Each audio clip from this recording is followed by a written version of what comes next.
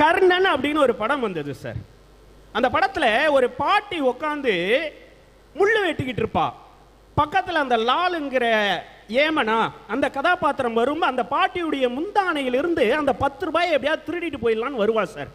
வந்து அவளுக்கு தெரியாம அந்த 10 ரூபாயை திருடும் போது அந்த கிழவி சொல்லுவா, உன் பொண்டாட்டி சாவறதுக்கு முன்னாடி சொன்னா, எக்கா நான் செத்து போயிட்டேன்னா என் புருஷன் வந்து அவரை வஞ்சி கிஞ்சி வச்சிடாத, அவரை பத்திரமா பார்த்துக்க எக்கான்னு சொன்னா, அப்பெல்லாம் நீ வரல, இப்ப வந்திருக்க, உனக்கு கொடுக்கறதுக்கு என்கிட்ட என்ன இருக்கு, ஒன்றும் இல்லை அப்படின்பா. அவன் சொல்லிக்கிட்டே இருக்கும்போது அவன் முந்தானையில இருந்து 10 ரூபாயை திருடிக்கிட்டு அவன் எழுந்திரிச்சு நடந்து போவான் சார்.